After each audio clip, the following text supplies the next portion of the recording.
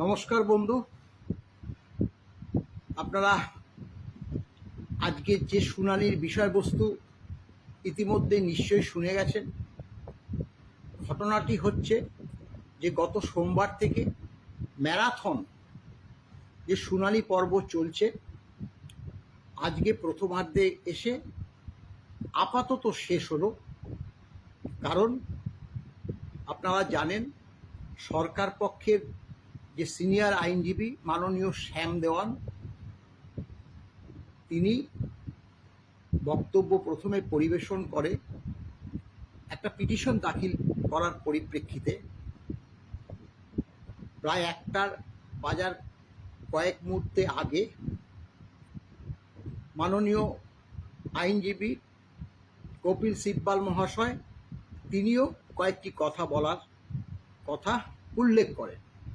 কিন্তু জাজদ্বয় স্বাভাবিকভাবে, যেহেতু একটা বেজে গেছে, তিনি বলল, আপনি যদি বলতে হয় তাহলে আজকে তো আর হবে না, তাহলে মঙ্গলবার আপনি বলুন সেকেন্ড হাফে। সেই পরিপ্রেক্ষিতে আমাদের আইনজীবীদেরকেও জিজ্ঞাসা করলো। আমাদের আইনজীবীরাও মেনে নিয়ে আগামী যে মঙ্গলবার সেই শুনানির তারিখে রাজি হল। দেখুন, ঘটনাটা হচ্ছে, আমরা confederation of state government employees এই ডিএ মামলা যে প্রথম থেকে করে এসছি, আমাদের দায়িত্ব সর্বাধিক। আমরা তো আপনাদেরকে কথাই দিয়েছি যে এই ডিএ মামলার আমরা শেষ দেখে ছাড়ব। এখন ঘটনাটা হচ্ছে যে আমাদের পরিশ্রম, তো আপনারা যেটাই বলুন না কেন, সেই পরিশ্রম আমরা নিজেরা কষ্ট সাধ্য করেও সামলে নিতে পারছি। অর্থনৈতিক দিকটা আপনারা অনেকেই টাকা পাচ্ছেন, কিন্তু খরচাটা বহু হচ্ছে। আমরা তবুও সেটা আপনাদের কাছে ইতিমধ্যে বলেছি যে যদি পারেন দেবেন, না হলে আপাতত যদি আপনাদের অসুবিধা হয় পরবর্তীকালে দেবেন, তাতেও কোনো আমাদের অসুবিধা নয়। হলেও আমরা অন্য জায়গা থেকে ধার দেনা করে আপাতত সামাল দেব, এই কথাটা কিন্তু আপনাদেরকে বলে রাখছি। এখন সরকার পক্ষ স্বাভাবিক নিয়মে, আপনারা তো প্রতিটি বিষয়েই দেখেছেন, সুপ্রিম কোর্টে মামলা গেলে দীর্ঘ থেকে দীর্ঘতর করার একটা প্রচেষ্টা সরকার করে থাকে। এবং আইনজীবীগুলো কারা কারা দাঁড়িয়েছে ভাবলে তাদের অন্তত 30 লক্ষ টাকার কমে কারো রেমুনারেশন নয়। তারা যে ধরনের টাকা খরচ করছে, আমার আপনার টাকা, সেটা তো বলে, কারণ যাদের লজ্জা নেই তাদের কিছু বলে তো লজ্জা হয় না। তবে হ্যাঁ, আমি আবারও বলছি যে আমাদের দায়িত্ব সর্বাধিক। এই মামলার আমরা শেষ দেখে ছাড়ব। আমার পাশে বসে আছে আমাদের মাননীয় সভাপতি শ্যামল কুমার মিত্র। আজকে বিস্তারিত কিছু বলবে না, অল্প কয়েকটি কথা আপনাদের কাছে তুলে ধরবে। প্রিয় কর্মচারী বন্ধুরা, আমরা 2016 সালে যখন এই মামলা স্যাটে করি এবং মামলা শুরু হয় confederation of state government employees and others versus state of West Bengal and others, সেদিনই আমরা বলেছিলাম যে এই মামলার শেষ দেখে আমরা ছাড়ব, শেষ দিন পর্যন্ত আমরা মামলায় থাকব।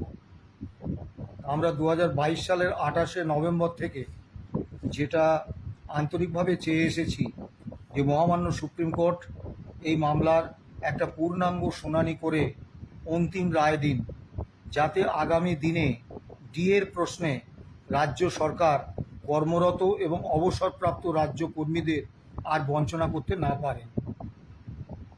এবং দীর্ঘদিন মামলার শুনানি হয়নি, শুধু তারিখ পাচ্ছিলাম।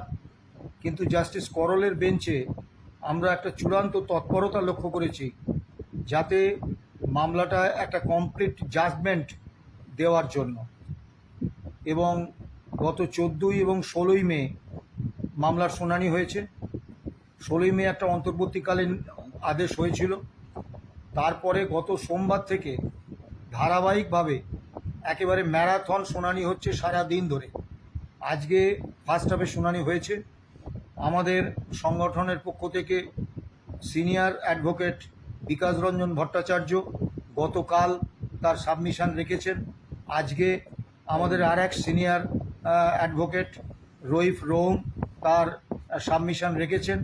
আমাদের আইনজীবী ফিরদৌস শামীম, গোপা বিশ্বাস, শেখর কুমার তারা এই মামলায় আমাদের সিনিয়র অ্যাডভোকেটদের সহযোগিতা করেছেন এবং আজকে সরকার পক্ষ আরেকটি নতুন পিটিশন দিয়েছেন, যার ফলে আজকে এই মামলাটি শুনানি শেষ হয়ে যাওয়ার একটা আশা আমরা করেছিলাম, কিন্তু নতুন পিটিশন দাখিল হওয়ার পরে সেইটা নিয়ে বিস্তারিত আলোচনা হবে। কাজেই আজকে প্রথমার্ধে সরকার পক্ষের মাননীয় আইনজীবী শ্যাম দেওয়ান বলেছেন এবং আগামী মঙ্গলবার দ্বিতীয়ার্ধে শুনানির দিন ধার্য হয়েছে এবং সেদিন কপিল সিব্বাল এবং অন্যান্য যে সিনিয়র আইনজীবীরা রাজ্য সরকারের পক্ষে রয়েছেন তারা বলবেন। সরকার পক্ষ যে মামলাটাকে দীর্ঘায়িত করতে চাইবে এবং এতদিন চেয়ে এসেছে এটা আমরা জানি। কাজেই এতে আমরা অবাক হইনি। আমরা শুধু একটা কথা বলবো যে একটা কমপ্লিট জাজমেন্ট আমরা সুপ্রিম কোর্ট থেকে পেতে চলেছি এবং যে পিটিশন সরকার পক্ষ নতুন করে দাখিল করেছেন তাতে হয়তো সময়টা অনেকটা দীর্ঘায়িত হবে। আমরা আর্থিকভাবে এবং খুব বিপর্যস্ত অবস্থায় পড়ব, কিন্তু এর একটা ভালো দিক আছে যে এই পিটিশনটা আমরা এবং আমাদের আইনজীবীরা পুঙ্খানুপুঙ্খভাবে পড়েছি। তাতে আমাদের মনে হয়েছে যে এই পিটিশনটায় আমাদের পক্ষে যুক্তি সাজাতে অনেক সুবিধে হবে। তাই আপনাদের কাছে বলছি, হতাশার কোনো জায়গা নেই এবং সুপ্রিম কোর্টে যেহেতু মামলা বিচারাধীন, মামলার কি রায় হবে এ সম্পর্কে আগাম অনুমান করা বা বলা সঠিক নয়। কিন্তু এটুকু আমরা বলবো যে গত সোমবার থেকে আজ পর্যন্ত যে শুনানি হয়েছে তাতে সরকার পক্ষের এবং আমাদের পক্ষের আইনজীবীদের যে সওয়াল জবাব এবং মাননীয় বিচারপতিদের যে পর্যবেক্ষণ, তাতে আমরা এই বিশ্বাস, এই আত্মবিশ্বাস চূড়ান্ত স্তরে আমাদের রয়েছে যে অন্তিম জয়টা কর্মী পক্ষেরই আসবে। আপনাদের কাছে আবেদন যে আর্থিক বিষয়টা মলয় বলেছে, আমরা আপনাদের উপরই ছেড়ে দিচ্ছি, কিন্তু একটা কথা আমরা বলতে চাই যে ধার করে হোক দেনা করে হোক আমরা যে কোনোভাবে হোক মামলাটা শেষ পর্যন্ত চালিয়ে যাব এবং আমাদের চূড়ান্ত আত্মবিশ্বাস আছে যে এই মামলায় শেষ পর্যন্ত কর্মীপক্ষের জয় হবে।